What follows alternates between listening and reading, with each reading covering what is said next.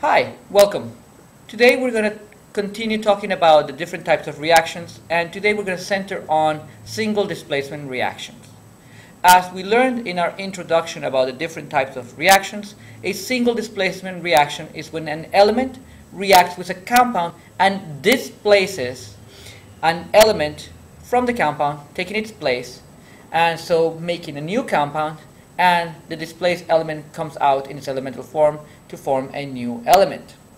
And so this is basically what we see here when we talk about A reacting with BC, which is the compound, to replace the B that was inside of the compound. So basically what's going to happen is that the A is pushing the B out. The B comes out as an element, and we make a new compound, AC. All right?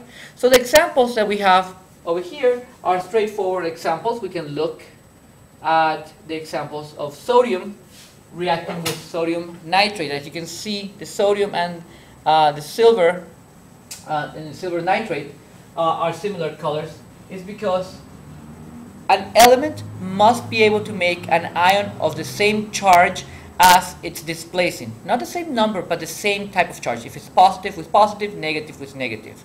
So the sodium is going to push the silver ion out, and the silver is going to become elemental silver. All right? And we are going to make our new compound, sodium nitrate in this particular case. Similarly, we can see that the chlorine atom can push out the bromine in the sodium bromide, because chlorine makes a negative ion, bromide ion is a negative ion, and so when that comes out, it's going to come out in its elemental form. We notice that bromine in its elemental form is diatomic, just like chlorine is, and that's why we need to have that 2 there, because we're making bromine as an element.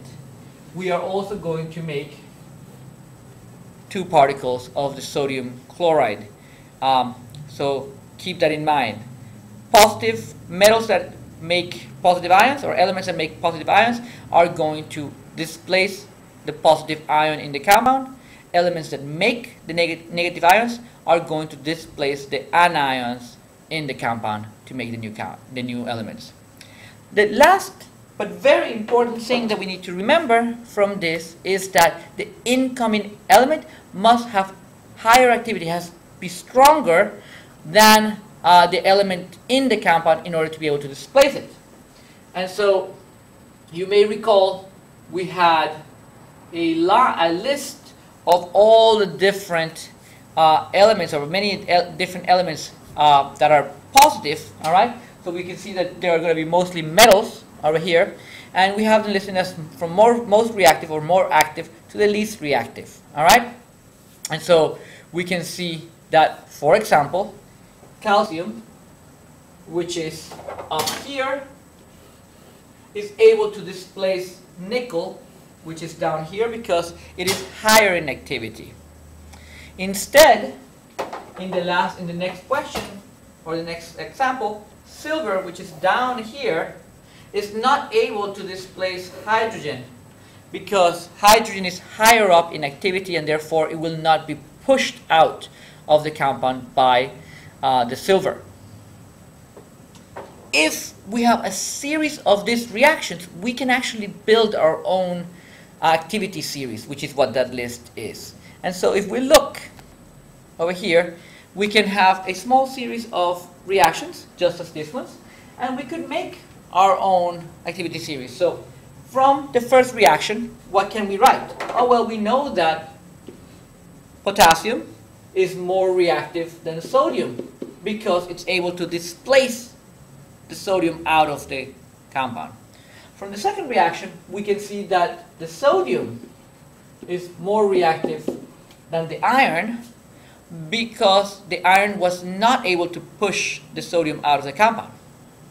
And finally, we can see that the iron is more reactive than the cobalt, because again, the iron was able to push the cobalt out. So if we want to list all of those 4 metals in order of increasing activity or reactivity, we can use these reactions to make a list. And so we will start with the lowest activity, which is cobalt, followed then by iron, followed by sodium, and finally followed by potassium. So this is highest activity,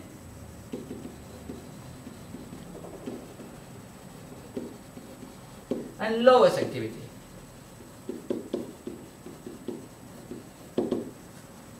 And we can see that because we can organize all of those in a nice straightforward fashion. So reactivity series are made this way. We make a lot of the reactions, then we analyze that. And this is what we're going to be doing in the lab. So I would like you to guys try the following 5 exercises. All right? It's very straightforward. Give that a good try, and hopefully you can get some results. If you see that there's an element that I'm using that has more than one charge, take the most common charge. You can pick which one it is, or write both products. Any form that you decide will be fine as long as you attempt the questions. All right? So see you in class. Thank you.